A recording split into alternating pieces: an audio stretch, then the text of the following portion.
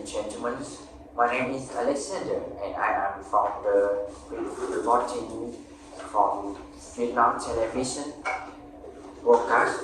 It's again to meet Mr. Mark. So good evening, Mr. Mark. Yes. So can you give me some information about yourself? Yeah. I'm Mark. And my full name in Vietnamese is Nguyễn Tuấn Nghĩa. So I live in Vietnam in 20 years ago, and now I have 30 years old. Yes. So we can see that we are suffered 15 years living on the scarcity, and now today I will interviewing Mark here to know about his experience about his experience on living on the scarcity. So are you ready for our interviewing today? Yes. So the first question I want to ask you, that's when that tragic event occurred, what was your age? So I remember clearly it's about when I'm 19 years old. So a big storm is called a neostorm that occurs and every large building or skyscraper are collapse and make everything a mess. So at that time, over 50% of the population around the world are dead and died. So, and also the sea level is rise really high, up in above my head. So it's probably for me to move. Yes. So when the evacuation occurred, who do you go with? Who do you went with? So at that time I stayed with my family, but the disaster is my family lost some of member like my father, so I just go to the evacuation board with my mom and my other young brother. Yes, I'm sorry about your loss.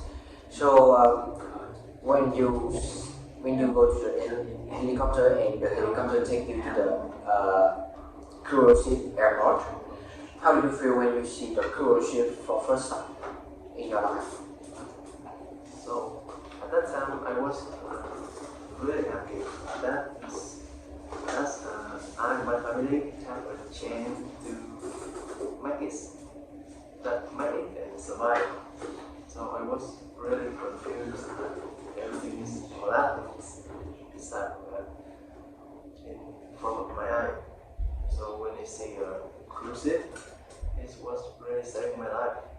Right. So when you sit on the cruise ship, and then the captain of the cruise ship have announcement of our suffering is completely destroyed by the water, and you look through the window, you see whole the thing collapse. How do you feel at that time? How did you feel at that time? So I feel very depressed. So because I really have rely on my colleagues and I have friends. So once everything is collapsed, I'm really sad about it. Yes. When you first make the entrance of the scarcity, what was your feeling? So I feel really amazed of that the scarcity really exists. I also feel really delighted because I have a chance to change my life. Yeah.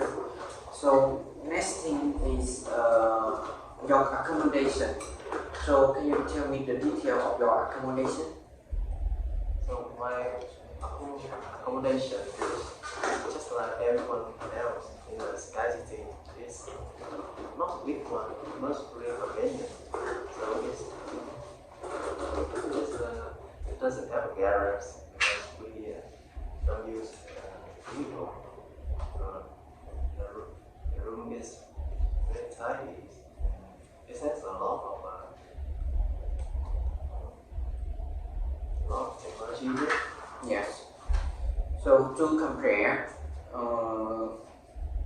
do you know any different from your old accommodation when it used to be underground and the current, and which you refer? Which do you refer? I think I prefer living in my uni accommodation in the Sky City because it's convenient, it's better than with technology, and there's some of rewarding here that can help me do my jobs and really help me out. Yes. So let's talk about train bus station. So you already said that in your local area you don't use people don't use vehicle anymore. So how do they transport? So there are many types of transporting the Sky City, and the first is our Lexus. Lexus. Can you describe more detail about it? Yeah, the Lexus is provided for us at the first day we go in the Sky City. So it's really a modern design with each have wings in both arms that can make us fly in the sky. So that's the first transport station we use. And all the transport stations that people is allowed to use is public. So it's like a SkyTrain, a scooter. Alright. So have you suffered any trouble when you first use the sky shoes? Yeah, I really have trouble when first use the SkyTrain. Because it has a certificate for it, and you have to study for it to use the SkyTrain. So it's really trouble when you practice it in the prototype room. It's sometimes when you step on the machine, that will blow you up to the sky, so you shut your hand, you fly. But it's really scary at that time because the protection is not enough. So and then I fall and ran out. Yeah. I know that. This unforgettable moment, right? So in the future, do you tend to get some modern transportation like hypermotor or flying car? No, I think I will save my money or do more stuff. Yeah. So that means that you still be loyalty with your specials. Yeah. And you confident now? Do you confident when you say that? Not yet. Not yet. Because now I'm using public transport station more than before. Yes. So let's talk about the clothes. We already know that we have to change clothes when you we already change the clothes that when the first time we reach our scarcity. So can you tell me your comparison between the old clothes and the new one, and which one you prefer? I think I prefer my old clothes because I really enjoy fashion. But the fly shoes is not a fashionable one. It's just a simple design with two or three simple colors. Sometimes it's very heavy. Machine. Right. So so you mean that you only wear the scarf one? Yeah, it's like a compulsory law. Oh, I see. Yeah. It's prevent you from falling off the sky. Yes. So next I will ask you about your diet. Yeah, I I know that the government just released a law that we no longer use cow or beef. So what is the solution that help you to deal with that?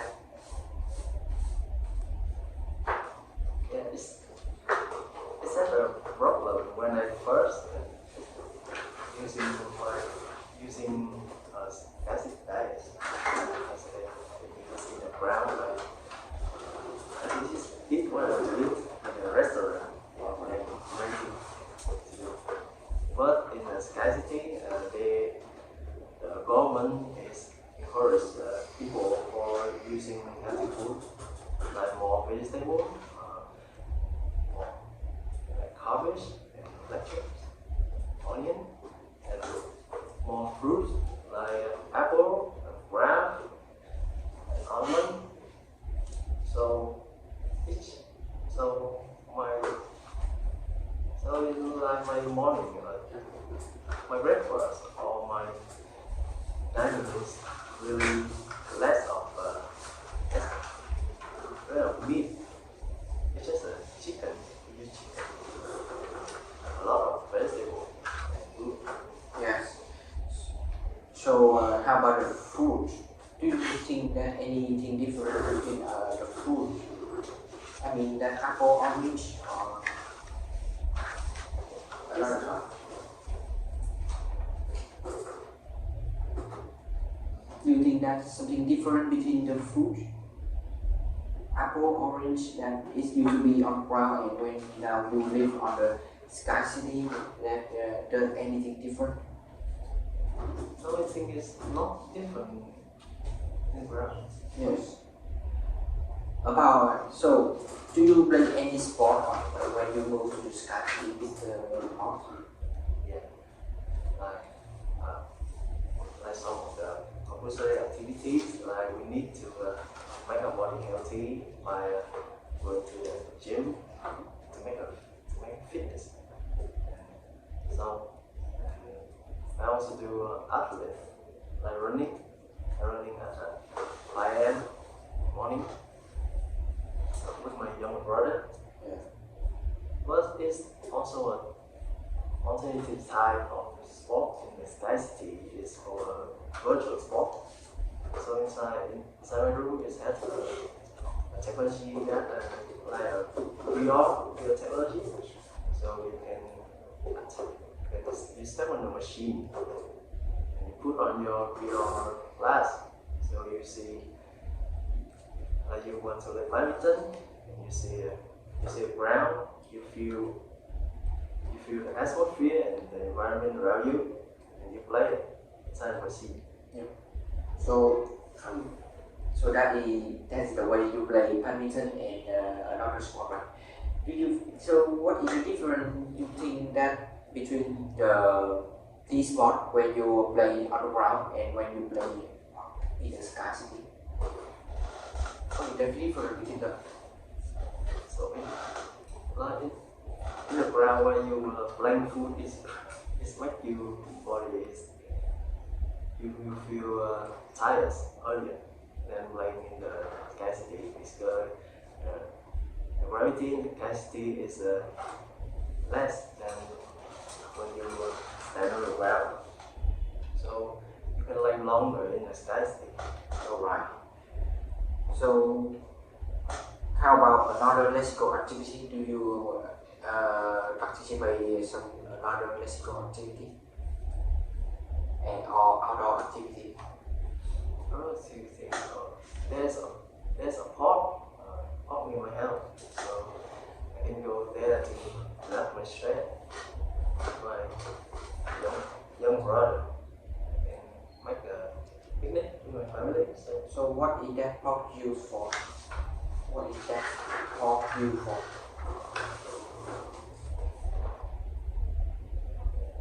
What is that park you used for? You say that you go to the park, right?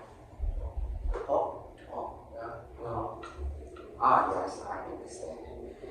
Sorry for misunderstanding.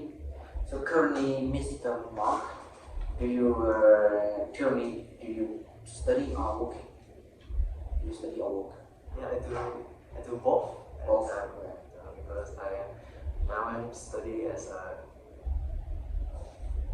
computer engineering, so I need to have my lecture in school, and I still need experience in machine stuff. So now I'm working at the small startup store to both make my first computer stuff and also continue my lectures at the university. Yes.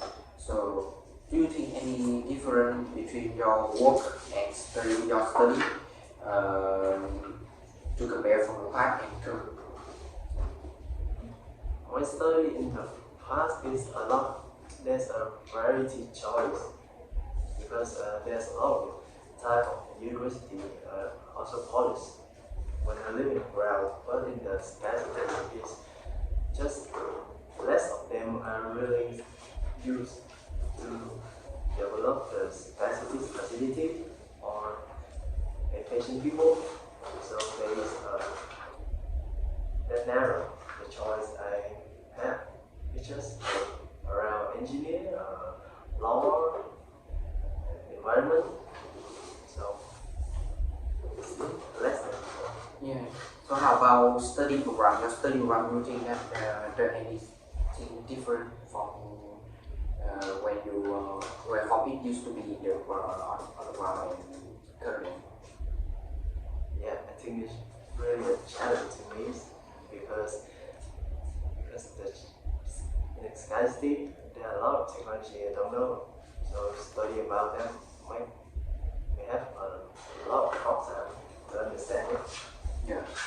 So the next question I want to ask you, Mr. Marx, is what is your plan in the future? And what do you think that when you come to the scarcity, what you get and what you lost? So it's not just about I'm an engineer student as you know, I really have my future plan. So when I first stepped into the scarcity, I really amazed of this technology, and I want to enroll in an R&D program to have involvement, develop the facility of the scarcity. So I have a plan about studying more about in engineer field. So to enroll in it, I think I will get a girlfriend. Oh, that's right. So what do you think you get when you come to here and what do you think you lost? So first thing about my loss is about my dad. Yes, and like all my life in school with my friends before, and also I give up about my harmful diet. So in this scarcity, I live a healthier and happier. With a lot that help me grow up. Okay. So I think our time for our interview today is over. Thank you for participating in the talk. I really pleased to meet you. Hope you have a better life in the future.